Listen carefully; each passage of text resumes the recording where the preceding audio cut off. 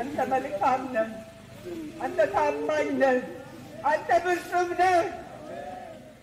አልጥልህም ያልኩህ እኔ ከአንተ ጋር ነኝና አትፍራ እያልክ ባሪያህን ጌታ ሆይ እግዚአብሔር ያዕቆብን የመራህ እግዚአብሔር እስራኤልን የመራህ ሕዝብን የመራህ የቃል ኪዳኑ አምላክ እግዚአብሔር ዛሬም ከሕዝብ ጋር አንተ ስላለህ በክርስቶስ ኢየሱስ ስም አንተን እናመሰግንሃለን፣ እናመሰግንሃለን፣ እናመሰግንሃለን።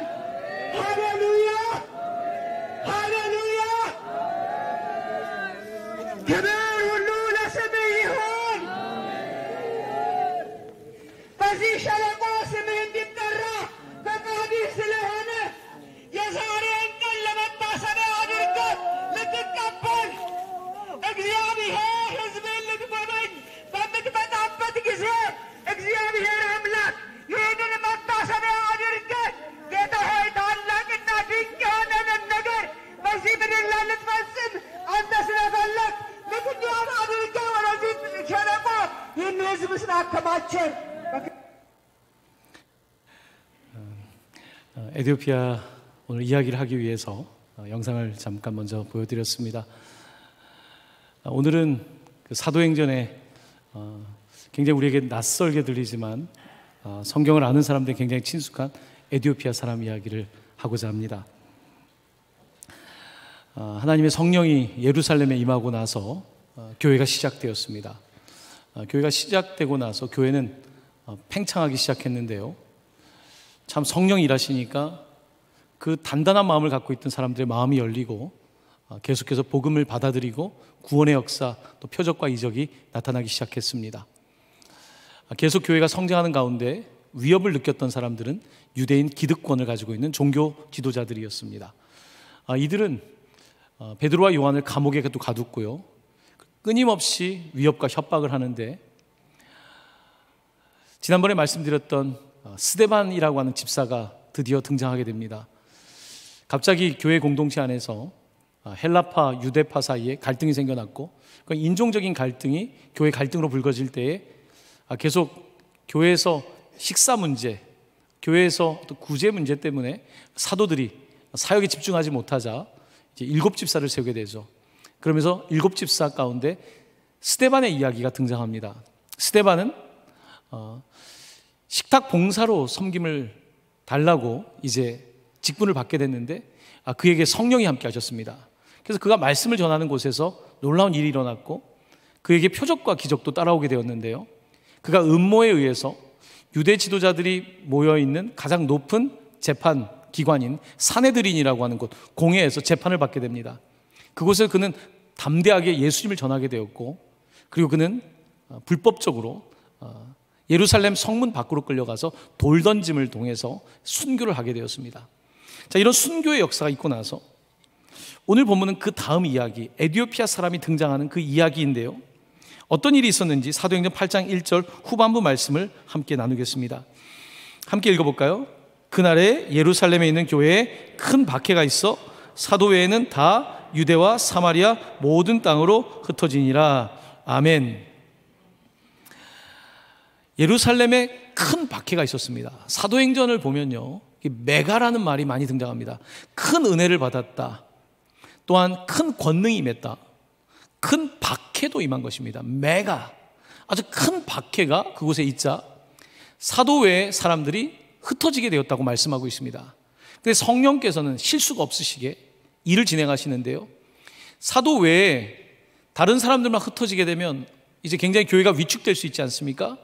그런데 먼저 7집사를 세우게 하셨죠. 평신도 훈련받은 사람들을 세워주셨고 그 가운데에 이제 이들이 흩어지게 된 것입니다. 박해로 인해서 흩어지게 된 것입니다. 사람들은 잘 되는 곳에 모이지 어려운 곳으로 잘 가려고 하지 않습니다. 교회도 모이는 데는 힘을 쓸 수 있지만 흩어지면 굉장히 약해질 수가 있습니다. 여러분, 사람들은 왜 이렇게 한국도 땅이 넓은데 도시에 모여 삽니까? 사람들은 모여 사는 걸 좋아합니다. 교회도 마찬가지입니다. 모인 곳에 더 많은 사람이 모이게 되어 있습니다. 자, 그런데 성령께서는 예루살렘에 사람들이 모여 있는데 그들을 흩으십니다. 그 방법은 큰 박해였습니다.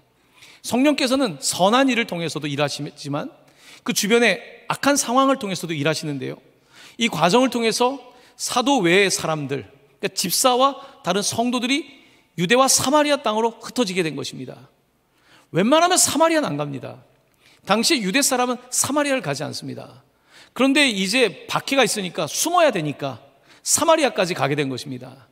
박해가 없었으면 사마리아는 일단 제쳐놓고 가는 곳이었습니다. 자, 이렇게 사람들이 흩어지기 시작했는데요, 이것은 성경이 처음부터 말씀하신 하나님의 복음의 역사를 우리에게 보여주는 것입니다. 우리가 조금 전에 사도행전 8장 1절을 읽었는데요, 자, 그것을 뒤집으면 1장 8절에는 뭐라고 써있냐면 이렇게 기록되어 있습니다. 한번 같이 읽어볼까요? 오직 성령이 너희에게 임하시면 너희가 권능을 받고 예루살렘과 온 유대와 사마리아와 땅끝까지 이르러 내 증인이 되리라 하시니라. 아멘. 1장 8절에 너희들이 예루살렘을 떠나서 흩어져서 유대와 사마리아와 땅끝까지 간다고 말씀하셨고, 1장 8절에 예언된 말씀이 8장 1절에 가니까 스데반으로 인해서 이 박해 때문에 사람들이 흩어지게 됐다는 것입니다. 그래서 사마리아까지 가게 되었다.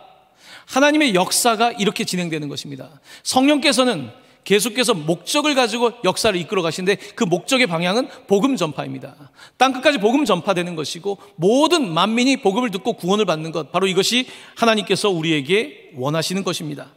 자, 이렇게 스데반의 일을 통해서 사람들이 흩어지기 시작했는데요, 사도행전 8장 4절은 이렇게 말합니다. 그 흩어진 사람들이 두루 다니며 복음의 말씀을 전할세. 흩어진 사람들이 숨기만 한 것이 아니라 사마리아 또한 유대 땅에서 복음을 전하게 되었다고 말씀하고 있는 것입니다. 오히려 위기가 기회가 된 것입니다. 우리 인생도 마찬가지입니다. 박해로 인해서 우리가 늘 익숙했던 것을 못할 때가 있습니다.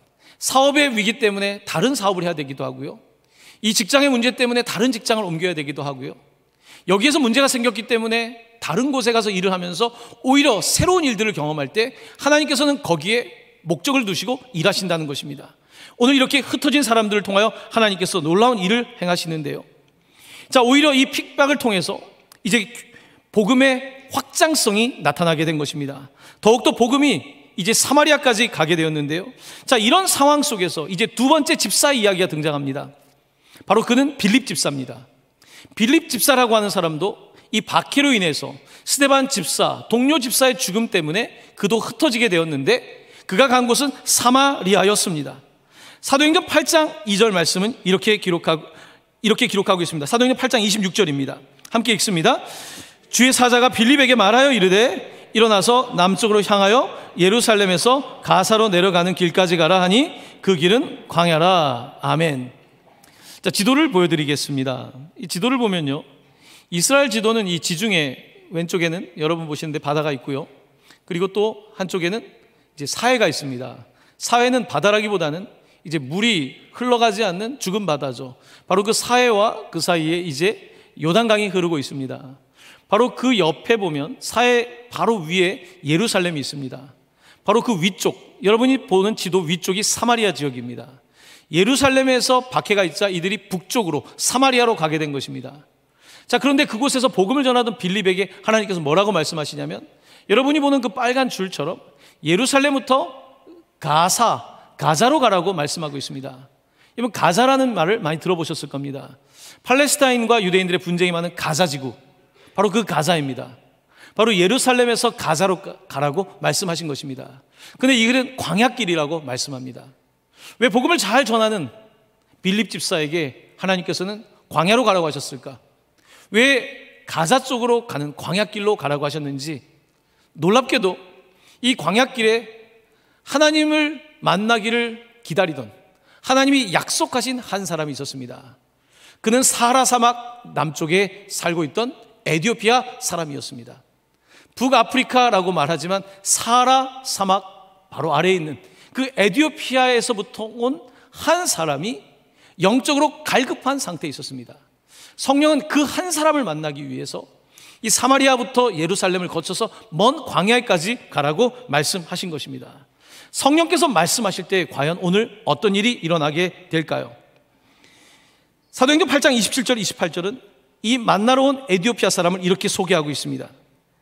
일어나 가서 보니 에티오피아 사람 곧 에티오피아 여왕 간다게의 모든 국고를 맡은 관리인 네시가 예배하러 예루살렘에 왔다가 돌아가는데 수레를 타고 선지자 이사야의 글을 읽더라. 아멘. 사도행전은 우리에게 충격적인 이야기를 던져주고 있습니다. 유대인들을 중심으로 시작된 교회 공동체가 이제는 흑인들에게, 아프리카에 있는 사람들에게 복음이 전파되는 문이 열렸다는 것입니다. 놀라운 것은요, 성령이 임했을 때 사람들이 방언을 할 때 전 세계에서 온 사람들이 그 말을 알아듣지 않습니까? 거기에는 아프리카와 애굽이 포함되어 있었습니다. 사도행전에 기록된 말씀 그대로 이제 아프리카로 복음이 전하는 이야기가 말로만 끝난 것이 아니라 실제 역사적으로 나타나는 장면을 사도행전 8장은 기록하고 있는 것입니다. 그는 사라 남단의 에티오피아 사람입니다. 근데 그에 대한 묘사가 흥미롭습니다. 그는 평범한 사람은 아닙니다. 에티오피아 여왕 간다게의 국고를 맡고 있었던 재무를 맡았던 관리였습니다. 꽤나 포지션이 높은 사람이었습니다. 근데 성경은 이 사람이 또한 내시였다라고 말합니다. 태어날 때는 남자로 태어났지만 거세를 당하고 이제 환관 정치를 중국이나 우리나라나 에티오피아나 이런 역사가 있었기 때문에 바로 권력을 탐하지 못하도록 했던 그 내시였던, 바로 그가 예배하기 위해서 예루살렘에 왔다는 것입니다. 그가 외교 문제로 온 것이 아니라 예배하러 예루살렘에 왔다고 성경은 기록하고 있습니다. 놀라운 이야기입니다. 왜 이 사람은 예루살렘까지 이방인임에도 불구하고 왔던 것일까요? 이 한 사람의 이야기는 굉장히 우리에게 많은 질문을 던져주고 있습니다. 당시의 사람들 중에 이방인임에도 불구하고 유대교로 개종한 사람들이 있었습니다. 유대교의 모습을 보면서, 그들의 경건하고 진지한 모습을 보면서 영적인 갈급함이 있었던 사람들 중에 유대교로 전환한 사람들이 있었던 것입니다. 특별히 에티오피아 간다게의 국고를 맡고 있었던 이 사람은 어떤 갈망이 있었을까요? 그에게 다른 사람이 알지 못하는 영적인 갈망이 있었습니다. 정치적으로는 성공했습니다. 경제적으로도 성공했습니다. 사람들 보기에는 괜찮은 것 같습니다.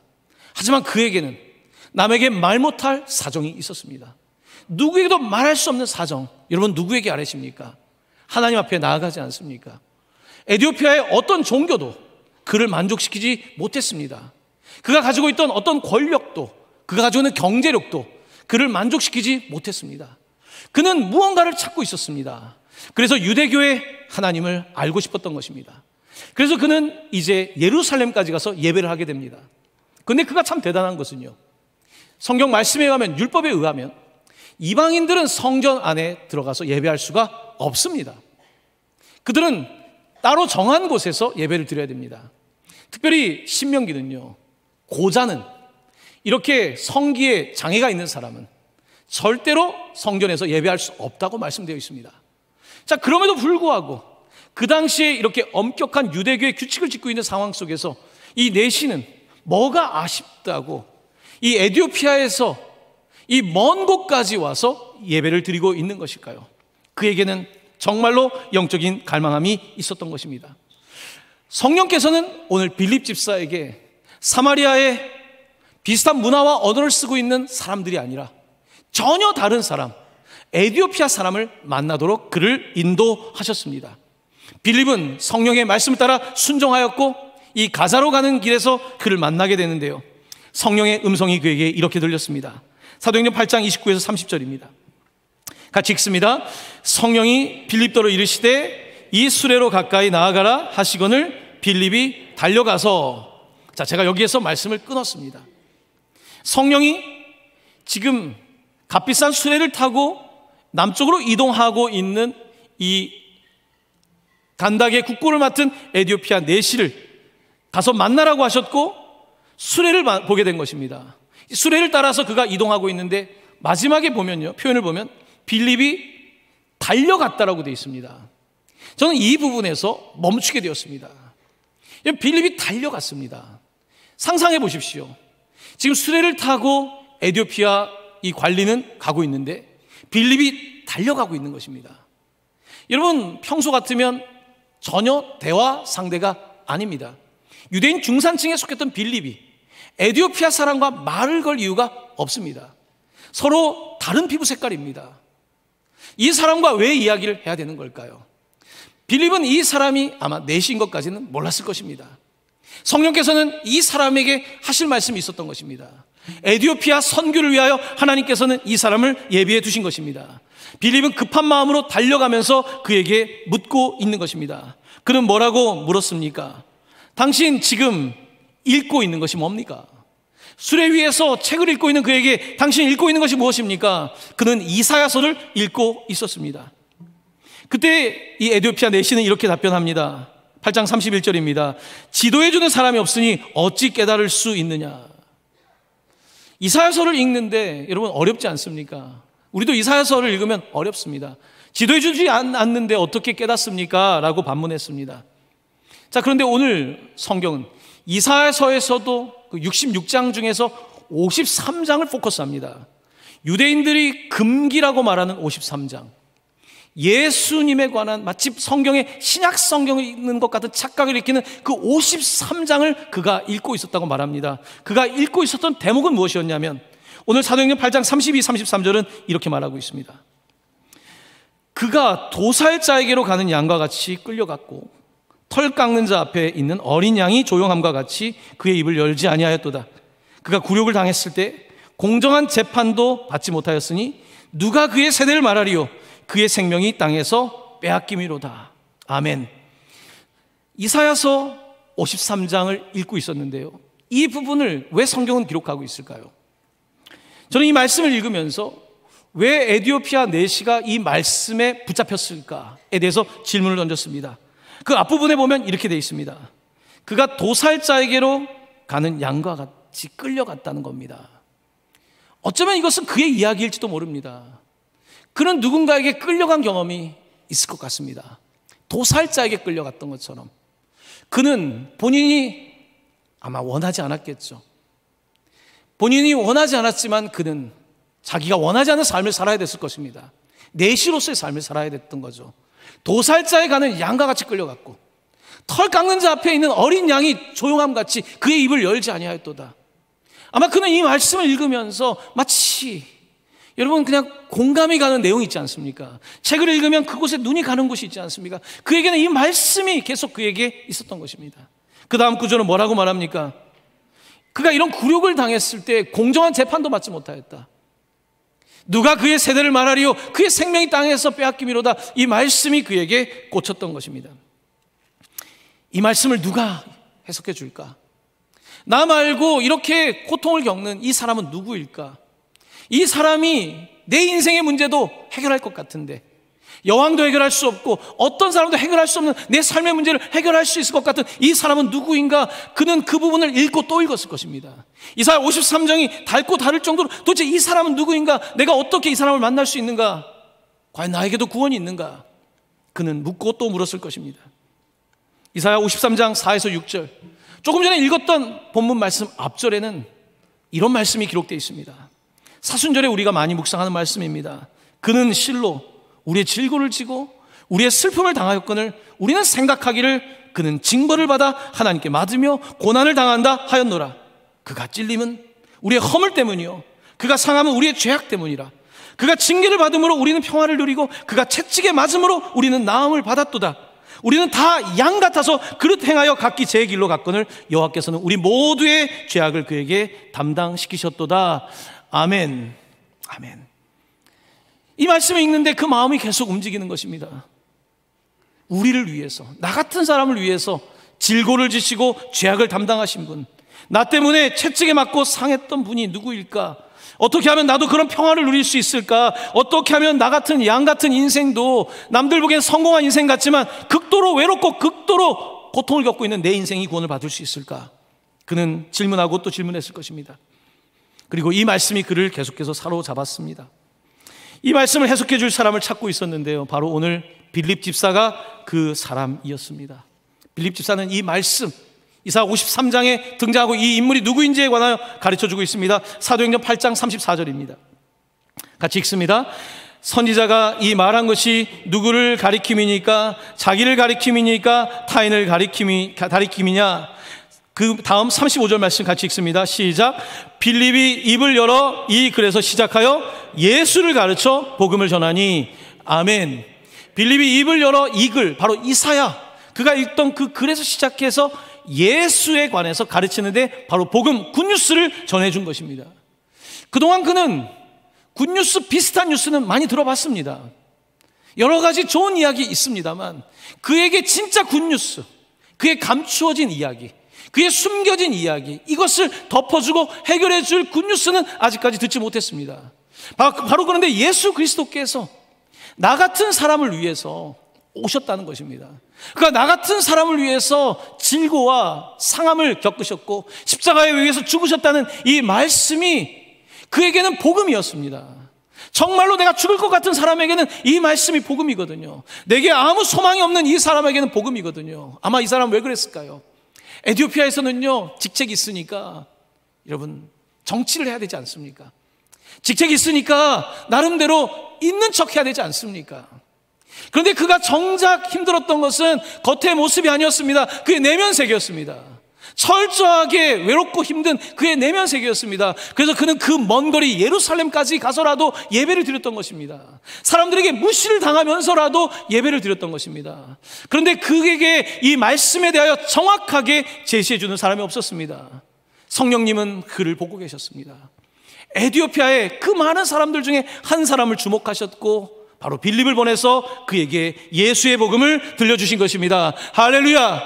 그렇습니다. 오늘 성령님은 보고 계십니다. 뜻밖의 사람을 만나게 하십니다. 예상하지 못한 사람을 만나서 복음을 전하게 하시는 것입니다. 유대인이라면 철저하게 만날 것 같지 않은 사람, 내가 철저하게 만날 것 같지 않은 에티오피아의 내시를 만나면서 놀라운 일이 벌어지게 된 것입니다.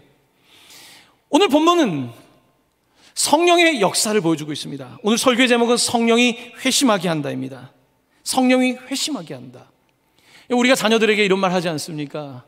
너는 마음만 고쳐먹으면 된다. 그거 누가 모릅니까? 마음이 안 고쳐지는데요. 마음만 바꾸면 돼요. 근데 마음을 어떻게 바꿉니까? 지식으로 마음이 바뀌어집니까? 정보로 마음이 바뀌어집니까? 내 깊은 속을 누가 압니까? 좋은 심리학자라고 해서 그 사람 마음 다 압니까? 모릅니다. 다 모릅니다. 그 마음을 헤아리기는 굉장히 어려운 거예요. 또 헤아린다고 해서 회심이 되진 않아요. 그냥 헤아리고 공감해 주는 거지 바뀌진 않습니다. 우리의 마음을 회심하게 하는 것은 바로 성령이십니다. 하나님만이 우리의 마음을 바꾸시는데 성령께서는 바로 예수를 증언할 때, 예수를 만날 때 우리에게 회심의 역사를 주는데 오늘 이 에티오피아 사람이 회심하게 된 것입니다. 그는 예수의 복음을 듣고 예수님이 날 위하여 죽으셨고 그가 부활하셨고 그가 다시 오실 것이고 바로 에티오피아 사람인 당신에게도 하나님께서 구원을 주신다는 그 말씀을 듣고 나서 그는 감격하고 세례를 받게 되는 장면이 등장합니다. 8장 36절입니다. 같이 읽습니다. 길 가다가 물 있는 곳에 이르러 그 내시가 말하되 보라 물이 있으니 내가 세례를 받음에 무슨 거리낌이 있느냐. 아멘. 아멘. 마지막 말씀을 보십시오. 내가 세례 받음에 무슨 거리낌이 있느냐. 여러분, 이 에티오피아 내시는요 늘 거리낌이 많았던 사람입니다. 겉으로는 정치, 경제 힘이 있지만요 늘 가장 깊숙한 곳에는 너무 거리껴진 거예요. 사람들이 만나서 이야기하면 거리껴지는 거예요. 자기의 모습 때문에. 예루살렘에 가서도 거리껴지는 거예요. 성공의 가면을 쓰고 있지만 내 안에 거리끼는 게 너무 많은 거예요. 유대교에 입문을 해봤지만요 내가 그곳에 위로받기도 하지만 내가 넘어갈 수 없는 이방인의 장벽이 너무 큰 거예요. 나같이 이렇게 도살장에 끌려가는 것처럼 이런 아픔을 겪은 사람을 위해서는 어떤 굿뉴스도 없는 것입니다. 바로 그 굿뉴스를 듣고 나서 그는 그 즉시 내겐 거리낌이 이젠 없습니다. 이제 나를 더 이상 구별하는 것은 없습니다. There is no condemnation. 이제 정죄가 없습니다. 이제 더 이상 나를 무너뜨릴 것도 없고요 나를 분리시킬 것도 없다고 그는 믿게 되고 세례를 받게 됩니다. 오늘 본문을 잘 보면요 두 사람이 같이 물에 들어갑니다. 놀라운 장면입니다. 두 사람이, 여러분 우리는 이렇게 세례할 때 물을 뿌리지만요 침례교 같은 데 가면 물에 같이 들어가지 않습니까? 같이 물에 들어갔다가 나오는 장면입니다. 유대인 남자와 에티오피아의 넷이가 같이 물에 들어가서 born again 다시 태어나는 장면입니다. 놀라운 사건을 오늘 사도행전 8장은 기록하며, 이 사건은 이미 처음부터 계획된 일이었으며 성령께서는 빌립 집사를 통해서 이 일을 행하시고 있다고 말씀하고 있는 것입니다. 오늘 이 에티오피아 넷이는 이 이사야서를 잘 이해하지 못했습니다. 이제 이해가 되는 거예요. 여러분, 놀라운 말씀이 이사야서 56장, 아까 읽었던 53장 말고요. 왜 그가 이사야서에 꽂혀 있는지는 분명합니다. 이사야서 56장 3에서 5절입니다. 제가 이 말씀을 읽을 때 잘 들어보십시오. 여호와께 연합한 이방인은 말하기를, 여호와께서 나를 그의 백성 중에서 반드시 갈라내시리라 하지 말고, 고자도 말하기를 나는 마른 나무라 하지 말라. 여호와께서 이와 같이 말씀하시기를, 나의 안식일을 지키며 내가 기뻐하는 일을 선택하며 나의 언약을 굳게 잡는 고자들에게는 내가 내 집에서 내 성 안에서 아들이나 딸보다 나은 기념물과 이름을 그들에게 주며 영원한 이름을 주어 끊어지지 아니하게 할 것이며. 아멘. 이사야서에 엄청난 말씀이 그에게 기록됐던 것입니다. 바로 이방인인 내가 갈라지지 않을 것이다. 마른 나무 같은 고자인 나도 안식일을 지킨다면, 나도 율법을 행한다면 그들에게는 성전에서 복을 준다고 말씀하셨는데요. 그 다음 마지막 구절을 보시면요, 고자에게 가장 두려운 것은 뭡니까? 끊어지는 것입니다. 내 대가 끊어지는 거예요. 내 대가 끊어지는 거 아닙니까? 마지막 구절 뭐라고 되어 있습니까? 5절 말씀은, 나의 언약을 굳게 잡는 고자들에게는 내가 내 집에서 내 성 안에서 아들이나 딸보다 나은 기념물과 이름을 그들에게 주며 영원한 이름을 주어 끊어지지 아니하게 할 것이며. 아멘. 여러분이 에티오피아 넷이었다면 이 말씀이 그냥 들리겠습니까? 책이 많이 없던 시대에 그 글을 읽길 좋아했던 이 에티오피아 넷이는 이 글을 읽으면서 이것이 나의 이야기로 들렸던 것입니다. 나도 이런 삶을 살 수 있을까? 나처럼 불완전한 삶이 완전해질 수 있을까? 나처럼 외로운 자가 이제는 정말로 사랑을 알 수 있을까? 나처럼 평화가 없는 자가 평화를 누릴 수 있을까? 나는 평생 이렇게 정치 경제적으로 이용당하는 자리에만 있어야 되는 것인가? 바로 예수의 복음이 오늘 이사야서가 어떤 뜻인지를 그에게 깨닫게 한 것입니다. 유대교에는 거리낌이 있지만 바로 복음에는 거리낌이 없다. 예수 그리스도 안에 no condemnation, 어떠한 정죄도 없다는 것을 분명하게 선포하고 있었던 것입니다. 사랑하는 성도 여러분, 복음은 이런 것입니다. 복음은 이런 것입니다. 참 놀라운 것은요, 복음은 민족과 모든 상황들을 뛰어넘습니다. 여러분, 전 세계 종교라고 하는 종교들이 많습니다. 하지만 많은 세계 종교들은요, 일정한 지역, 국가와 민족을 뛰어넘지는 않습니다. 이슬람을 보십시오. 이슬람은 집중적으로 서남아시아에 되어 있습니다. 이제 물론 북아프리카까지 확대되었고요. 그리고 아시아로는 말레이시아와 인도네시아까지 와 있지만 그 국경 이상을 넘어가지는 못하고 있습니다. 힌두교, 인도와 네팔, 이곳을 넘어서 더 가지 못합니다. 그래도 확장된 종교라고 한다면 불교 정도를 이야기합니다. 인도에서 시작된 소승불교부터 이제 네팔을 거쳐서 티벳을 거쳐서 중국과 한국과 그리고 이제 일본까지, 물론 동남아시아를 포함해서요. 하지만 아시아권을 넘어가지 않습니다. 그런데 놀랍게도 기독교의 복음은 국경과 민족을 뛰어넘습니다. 이것은 같은 세계 종교를 비교할 때에 너무 놀라운 일입니다. 그런데 더 흥미로운 사실은요, 여러분, 각 국가의 권력자들은 다른 나라의 종교가 들어오는 것을 굉장히 두려워하고 굉장히 배타적으로 대합니다. 일본도 그랬고요. 각 나라마다 그렇습니다. 왜냐하면 그 종교가 들어오면 이 백성들을 내가 통제할 수 없기 때문에 국가는 종교에 관하여 굉장히 민감한 편입니다.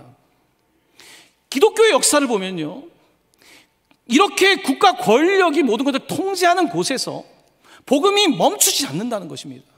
로마에 엄청난 박해가 있지만 로마 제국은 무너져도 기독교가 무너지지 않지 않습니까? 유럽에서 기독교가 끝나지 않습니다. 예루살렘에서 시작된 이 신앙은요, 계속해서 유럽을 가고요, 북미로 가게 되고요, 아시아와 아프리카와 남미와 전 열방 가운데 흩어져 있는 것을 볼 수 있습니다. 왜 그럴까요? 여러분, 종교가 보편화되기 위해서는요, 핍박과 고난을 넘어설 수 있어야 됩니다. 그 산맥을 넘지 못하면 절대로 보편적인 민족을 뛰어넘는 종교가 될 수는 없습니다. 놀라운 것은 기독교의 복음은 사람들에게 마음에 놀라운 감동과 역사를 주게 되고, 내가 고난을 당하고 박해를 당하고 심지어 순교를 할지라도 그 산맥을 뛰어넘는 능력이라는 것입니다. 바로 이것이 기독교 2000년의 역사입니다. 놀라운 역사가 지금 일어나고 있는 거예요. 예루살렘의 스데반의 이 순교를 통하여서 복음이 사마리아 땅으로 가게 되는데, 그 사마리아로 땅으로 가고 있는 그 빌립을 데려다가 아프리카 선교를 위하여서 하나님께서 사용하고 있다는 사실입니다. 무슬림에서 그리스도인으로 회심한 사람들이 주로 하는 이야기입니다. 이슬람에서 기독교인으로 회심한 사람들은 이렇게 말합니다. 당신은 왜 기독교로 회심하게 되었습니까? 알라는 내가 그를 위해 죽기를 원했지만 예수 그리스도께서는 나를 위하여 죽으셨기 때문입니다. 가난합니다. 알라씨는 내가 알라를 위하여 죽기를 원하지만 예수 그리스도께서는 나를 위하여 십자가에 달려 돌아가셨습니다. 이 사실이 기독교를 아주 다른 능력으로 만들고 있는 것입니다. 사랑하는 성도 여러분, 오늘 예수 그리스도께서 여러분을 위하여 죽으셨습니다. 도살장에 끌려가는 어린 양처럼. 하지만 양 털을 깎는 사람 앞에서 입을 열지 않았습니다. 공정한 재판관이신 하나님 앞에 서신 분이 사람의 재판 앞에 서서 그는 그렇게 죽음을 당하신 것입니다. 사랑하는 성도 여러분, 복음은 믿던 믿지 않던 능력입니다. 2000년의 역사는 이것을 증언하고 있고, 여기에 대해서 누구도 함구할 수밖에 없는 거룩한 하나님의 역사인 것입니다. 하나님의 선교는 멈추지 않습니다. 오늘 사도행전 8장 39절에 이렇게 말합니다. 주의 영이 빌립을 이끌어간지라. 주의 영이 빌립을 이끌어갑니다. 이제 이 사역이 끝났는데요, 에티오피아를 가는 게 아니라 또 그를 이끌고 갑니다. 어디로 가십니까? 사도행전 8장 40절입니다. 같이 읽습니다. 빌립은 아소도에 나타나 여러 성을 지나 다니며 복음을 전하고 가이사랴에 이르니라. 아멘. 그는 다시 그 길에서 약 30km 정도 떨어진 아소도에 가서 또 여러 성을 다니며 복음을 전하고 가이사랴까지 가게 됩니다. 사랑하는 성도 여러분, 하나님의 선교는 한 명이 중요합니다.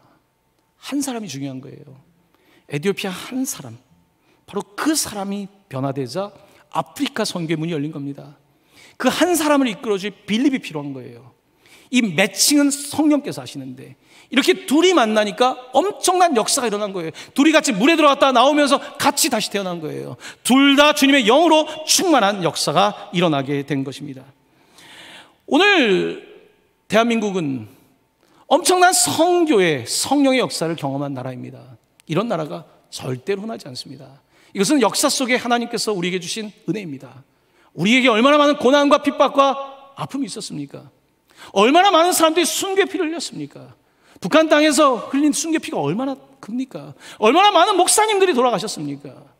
바로 이 순교가 있는 이 땅에 하나님께서는 성령을 주신 것입니다. 오늘 대한민국은 그와 같은 역사 속에 있습니다. 오늘 이 시대에도 계속해서 성령은 멈추지 않습니다. 대한민국이 멈추면 아프리카가 탈 거고요, 아프리카가 멈추면 아시아의 어떤 나라에 또 성령의 역사가 일어나게 될 것입니다. 최근에 미국 중부에 있는 켄터키 주에서 엄청난 일이 일어나고 있는 보도가 계속해서 나오고 있습니다.